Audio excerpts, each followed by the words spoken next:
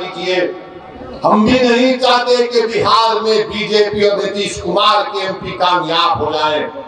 हम तो शुरू से कोशिश कर रहे हैं रोकने की, मगर जो लोग आपका वोट लेकर मोदी के गोद में बैठकर चाय पीती है, कभी आप इनसे भी तो पूछो कि तुमने हमारा वोट लेकर तुमने कैसे बीजेपी को सत्ता दे दी बिहार में। मेरे अजीज दोस्तों और बुजुर्गों, आप देख रहे हैं कि कैसे किस तरीके से कभी हमारी मसाजिद को निशाना बनाया जाता है, कभी शरीयत में मदाखलत की बात की जाती है। उत्तराखंड में यूनिफॉर्म सिविल कोड का एक नाम से एक बिल ला दिया गया, यूनिफॉर्म तो है ही नहीं। अब नहीं मालूम नीतीश कुमार क्या करने वाले हैं। बीजेपी के साथ मिलकर बैठे हैं। यहाँ पर फसाद हुआ था 1 साल पहले, 100 साला मदरसे को जला दिया गया। मैं तुमसे पुकार पुकार कर कह रहा था, कहाँ है वो सेकुलरिज्म के दावे करने वाले, कहाँ है तेजस्वी यादव? जो 100 साल के मदरसे को जला दिया गया, कोई आवाज नहीं उठी। एक 12 साल के बच्चे को सीवान में पकड़कर उसको 8 दिन जेल में डाल दिया गया, किसी ने आवाज नहीं उठाई। मैं कह रहा था, पुकार रहा था। मेरे भाई याद रखो, अगर तुम्हारे लिए कोई लड़ने वाला नहीं होगा तो जुल्म जारी रहेगा।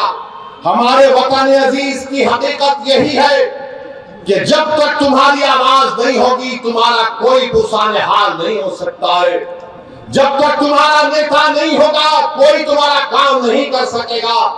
आप बताइए, इतनी बड़ी तादाद में सर्वे हो गया, का सेंसस हुआ, जो अख्तर भाई ने मुझे यहाँ पर बताया कि इतना बड़ा सर्वे यहाँ पर हुआ सुरजापुरी बिरादरी का। अख्तर भाई ने बताया कि सुरजापुरी बिरादरी 24 लाख है और उनको नौकरी मिलनी चाहिए 38,000 के करीब, और उनको नौकरी मिली सिर्फ 15,350। क्या सुरजापुरी भाइयों ने कि फिर फैसला कर लेंगे कि तुम इनको वोट दोगे? सोचो आपको मैं बुरा लगता हूं ना, इनकी मेरी बात बुरी लगती है तो ये तो गवर्नमेंट कह रही है।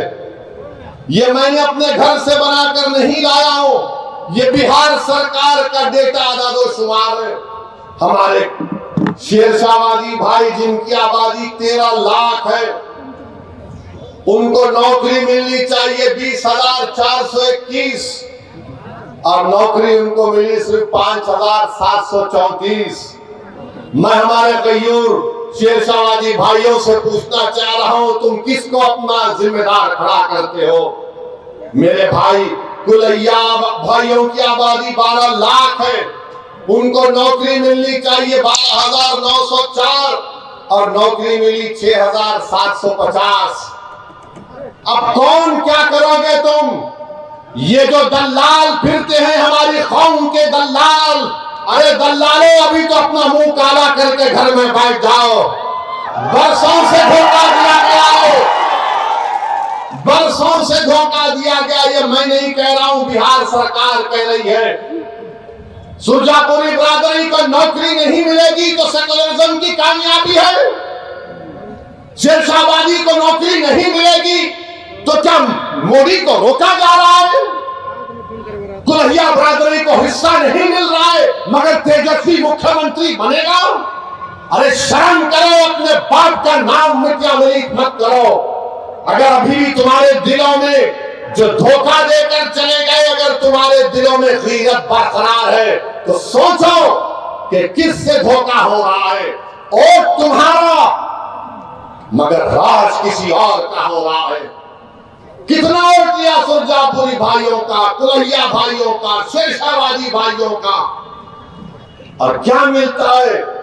कुछ नहीं मिलता, सिर्फ वादे मिलते हैं।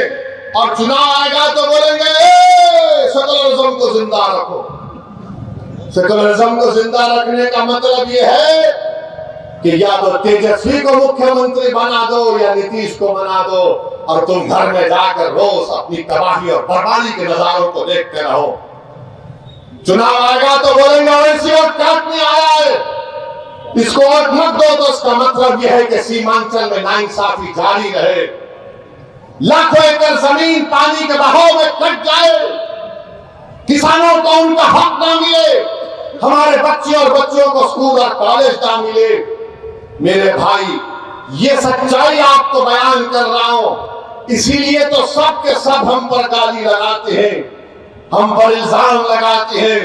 मैं सच्चाई को तुम्हारे सामने बयान कर रहा हूं। मैं पोखाली की जनता से और बहादुरगंज की जनता से अपील करने आया हूं, ठाकुरगंज की जनता से अपील करने आया हूं कि आप अख्तर अली मान को मजबूत करिए।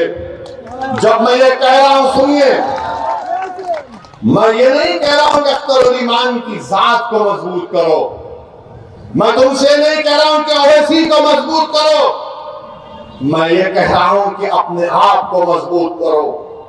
और मजबूती कैसे होगी? जब आप अपने वोट का सही इस्तेमाल करेंगे। आप देख नहीं रहे कि कितने बड़े बड़े नेता कांग्रेस के बीजेपी में चले गए। महाराष्ट्र का मुख्यमंत्री रहा अशोक राव बीजेपी में चला गया। बोलो उसके बारे में, बीती नहीं बोलते उसको।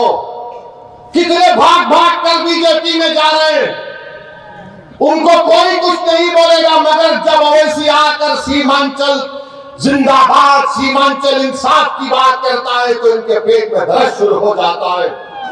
जब अख्तर अली मान बिहार की विधानसभा में गरीब और मजलूमों की आवाज बनकर उनके हक की बात करता है तो उनको पेट में दर्द शुरू हो जाता है। तेजस्वी यादव को जरा सोचना चाहिए था कि जब तुमको मजलिस की जरूरत पड़ी तो अख्तर अली मान को बुलाया और बोला कि अख्तर भाई हमारा साथ दे दो।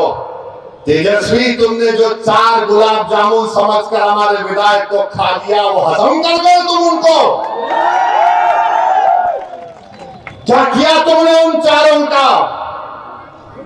कहां मुंह दिखाने के काबिल नहीं रहे वो लोग?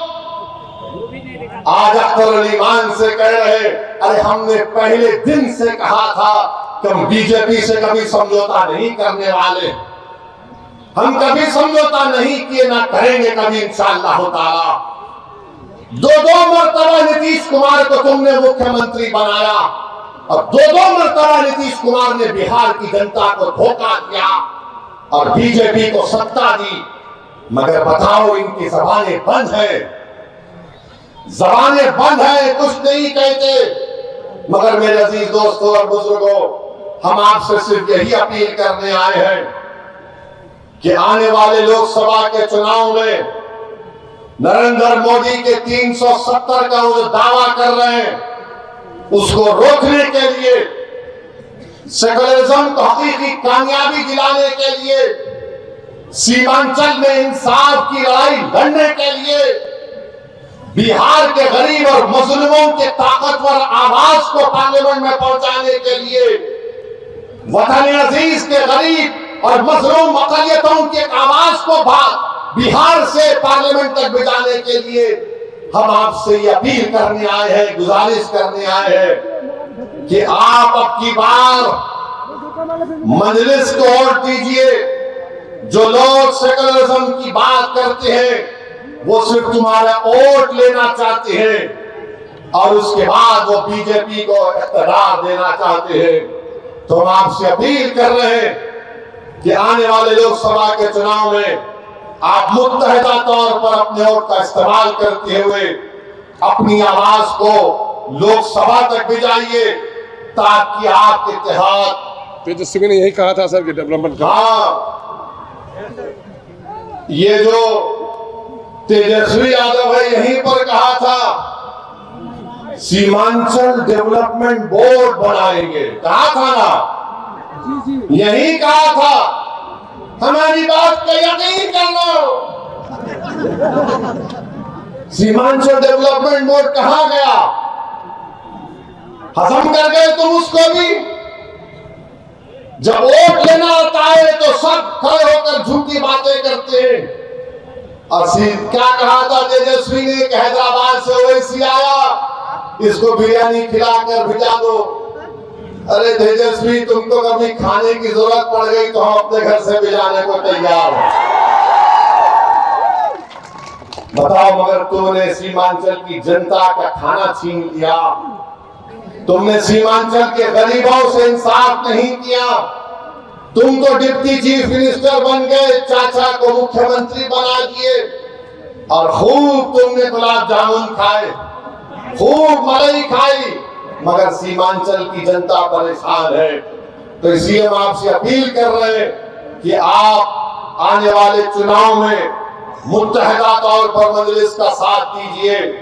हम पिछले बार भी एक ही सीट पर लड़े थे, दूसरी सीट पर नहीं लड़े, तो कई सीटों पर बीजेपी जीत गई।